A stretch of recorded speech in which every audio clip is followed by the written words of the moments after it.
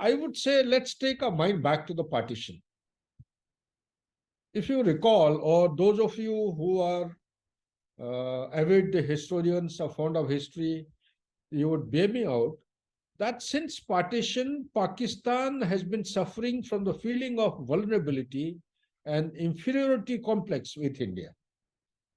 That being the genesis of Pakistan in your channel, I think, Sharon, I have said that Pakistan is a nation which is born with genetic disorder and it went viral all over. So I would say it is born on the principles of two nation theory, two languages, religion based on religion. So but these are all major fault lines on which nations are actually carved out of each other. So be that as it may, again take your mind back to the genesis of Pakistan. All of you would agree that the initial wars with India in 1948, if you recall, the internal discord within the provinces and the mounting fears that the partition will be undone by India, this itself compelled, the founding fathers to invest heavily into the defenses at the cost of other institutions. If this is understood, I think you would all put things will come in the right perspective. And the third point I want to highlight is that in the process of state building exercise, the national security was given a high priority and over the civil liberties and the rights of its citizens. What it means is that the socio-economic development willy-nilly, right from birth of Pakistan, took a backseat, where the security was given a superior status or the requirement. And also, more than that, let me also share that even after how many now, it is 75th, 76 years of independence, Pakistan continues with the same legacy, deeper, and it is going deeper and deeper. Now, Pakistan people said they don't have food to eat. That is the kind of situation on one hand. The other hand, army, yesterday only, I think, chief, or a couple of days, 2, 3 days back, the chief of the army staff, General Munir, has demanded a rise in the allotment of the budget for the armed forces or the army. If I am not wrong, total budget being around $40 billion or so, 4.5% of the budget. I mean, it is pretty high. He's wanting it to be hiked up. You can calculate how much is 4.5%. Last year, I think it was 11 billion. They have asked for a further hike. I think they're asking for something close to 17 or 18 billion. So you can well imagine how it is actually going. They're demanding at the cost of socio-economic development. The army is taking a greater pie or the share. And what is army? Army is nothing but it is the deep state, army and the ISI. Deep state, what does it mean? It's a shadow government. They have a puppet government coming in front. Mostly they're actually selected. And they have to play to the tune as dictated by the army. So therefore, there is a lack of civil governance or effective democratic roots. And there is no industry existing today. None of the industries, because unless the products are exported, the revenue won't come to the country. Pakistan is in a mess today. So another point I also want to share that a thriving deep state is at odds with the progress and development of Pakistan. This has to be understood because civil government is just for the namesake. It's kind of a facade. And whatever is dictated by the army has to be done by the civil government. So why, like the question which is asked, why is it unable to recover from its economic crisis? So, scenario like the way I have brought out, where there is a lack of independent and vibrant judiciary, there is a lack of versatile, educated civil society. For education, they all go abroad and they don't come back. And there is a lack of true constitutional democracy. And certainly, it is actually not an ununiformed democracy, it is a uniform democracy. They are leading Pakistan away from the true, accountable, transparent, and progressive nation state. And more so, the fact that the west and the east of Pakistan, they have different fault lines. Balochistan border enjoying with Iran. Look at the border, look at the geography. So all I'm saying is defense has taken a greater pie. It continues to do so even in critical juncture now. And there have been 23 bailouts by the IMF, including the current one. If that bailout package comes now, it will be 23rd one. So there is a mounting crisis. And being a satellite state of China, Pakistan has been accumulating a huge amount of debt. 30% of the total, the internal and the external debt is actually owed to China.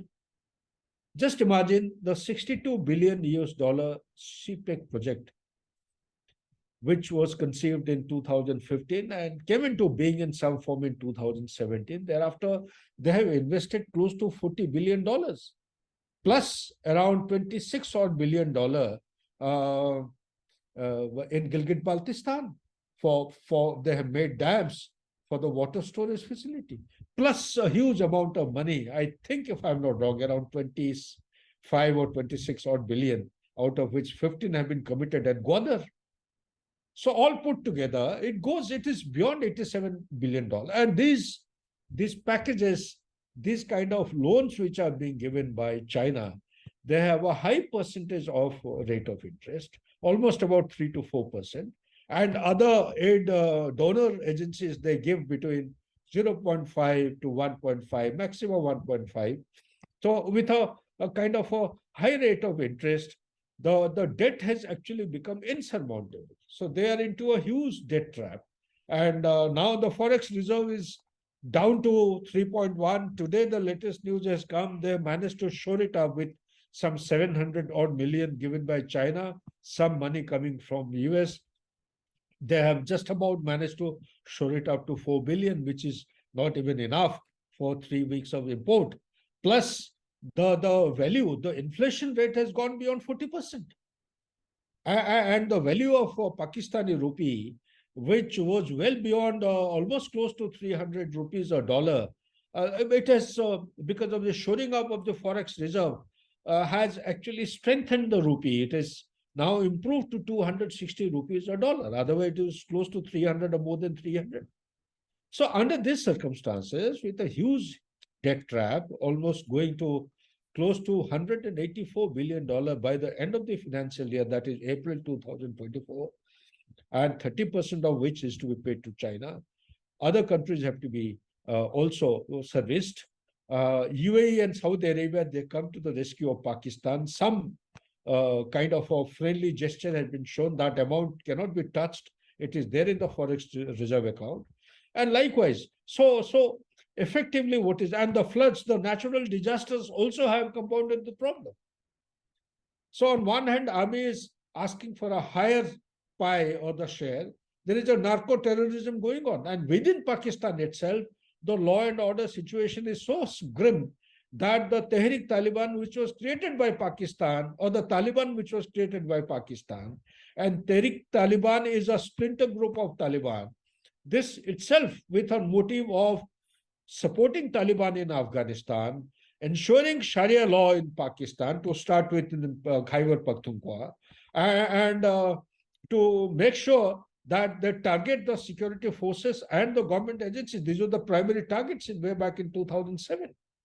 And mind you, out of 67 internationally registered and identified terrorist organization, global terrorist organization, there are 12 terrorist organizations which are operating and effective in Pakistan. Out of 12, 5 are actually oriented towards India. Remaining 7 are there. The dangerous component of terrorism within Pakistan is that this is a homegrown insurgency, Tehrik Taliban. It is their creation. They have done it. They have to find a solution. Same is the case with Balochistan. Balochistan, the genesis of Balochistan was on a major fault line. And the king, if I recall correctly, of Kalar was made to sign the Treaty of Accession at gunpoint. There is a military mobilization. They picked him up, got him to a place of their convenience, Pakistan's convenience, made him to sign the Treaty of Accession, that too during a standstill agreement, way back in 1948. They had parliamentary kind of a bicameral kind of parliament, upper house and the lower house. They used to have elections. So under these circumstances, they're looting them. They're actually harvesting all kinds of sources of revenue, be it gold, copper, oil, gas, and all kinds of minerals from Balochistan, and taking it away without making sure that the Balochistan is developed socio-economically. The people of Balochistan are being neglected. So hence they have gone in for a Balochi Liberation Army. This is a freedom movement, which America, on recommendation of Pakistan, earlier, they had accepted this to be a genuine problem. They were actually pro-Balochi support system. They had extended the support to Balochis earlier in 2012. But in 2018, during Trump administration, this BLA has been branded as a blacklisted as a terrorist organization. So it's about time if something is to be done. It has to be lifted. It's a genuine call or demand for liberation from Pakistan. And same is the case with the Pashtuns. The Pashtuns, right from the creation of Duran Line, have not accepted the Duran Line, be it Pashtuns in Afghanistan or be it towards this side, because they are spread onto either side of the Pakhtunkhwa. So they have been saying this Duran Line, it was signed way back in 1893, if I am not wrong. And the 100 years, this particular agreement was for 100 years. So by 1993, the agreement finished. And thereafter, that division between Afghanistan and Pakistan, to my understanding, is null and void. So therefore, the Pashtuns rightfully are demanding a separate state or autonomous state. That's why they are not accepting this particular division. So these are the issues which are actually having a cumulative impact, wherein Pakistan has not been able to address the core issue of being an Islamic republic. And most important thing, if I may share, beginning of any nation state is the formulation of a constitution. The constitution of Pakistan was formed way back in 1973 after the Indo-Pakistan War of 1971 or liberation of Bangladesh. And this constitution, unfortunately, like the way we have, like we the people of India, having solemnly resolved, and thereafter goes on, secular and all that, democratic republic, so on, so on, so on. Pakistan, you see, look at the fundamental fault line which is given in black and white. Their constitution says it glorifies the writ of Allah on the face of the earth, that the writ of Allah will be complied with or will be applied on the face of the earth. It is not with the people, and people of India actually struggles against a repressive regime of British Empire and got independence. We fought for it, whereas they did not fight against the Britishers. They fought against the system. So today the people are actually aggrieved. The constitution does not invest or have. It is not actually developed on the right or the demands of the people. It is on the religion. It has been flourished or it has been glorified on the religion. And second thing, they say that they will be going in for Islamic Republic. They said on the dictates of the land given by Allah. So that the fundamental, the start point of a nation state being the constitution, I think to my mind, they need to actually carry out the start point amendment, the correction. So therefore, all these things put together, they have gone into a spiral, which will be very, very difficult. And more than anything else, you see, there is a constitutional crisis. Out of so many prime ministers which have come and gone, you see, there have been 4 military regimes. There are military coups. And once you have a military coup or military regime, then the governance actually is affected. So like the first one under Field Marshal Ayub Khan, followed by Yahya Khan. Now, this was a long period of 10 to 12 years. And 10 to 12 years of military rule, then everything is brought into one kind of a unitary system of command, which is different from a civil governance. So when you have a thing like that, then even now, after 75 years, Pakistan continues to command in the same way. That is, the military continues to be in the back seat, giving directions and instructions to the civil puppet government, which is either, even if it is elected, it is internally selected by them so that a person is put in chair who obeys or complies with. So therefore, the national effort is not going on towards genuine nation building.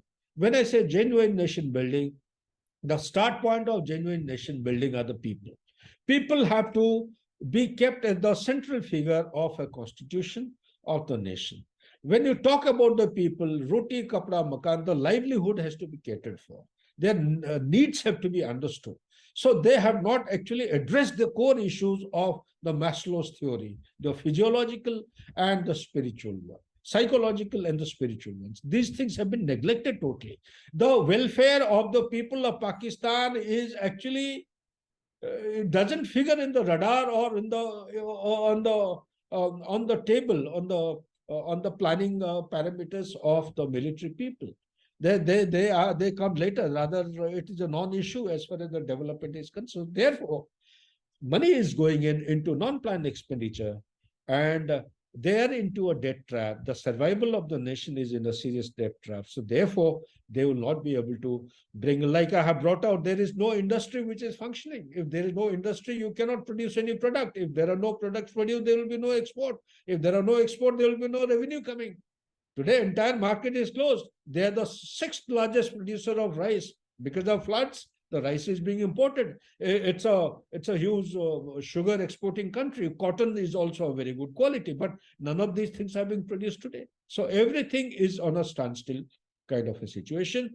Nothing is happening. The possible strategic implications of the subcontinent.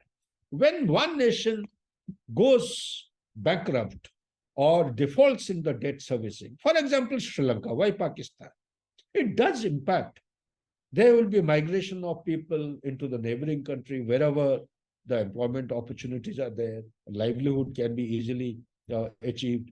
There will be a kind of a crisis. There could be a famine. There could be any kind of diseases, pandemic spreading. So being neighbors, it definitely has an impact on us, and it is compounded by the fact that Pakistan-Afghanistan corridor, it is not the epicenter. People call it as epicenter of terror, global terrorism. I'll say it is the nursery of global terrorism. The government of Pakistan is actually sponsoring. They're teaching them the golden principles of terrorist activity in the mother's house.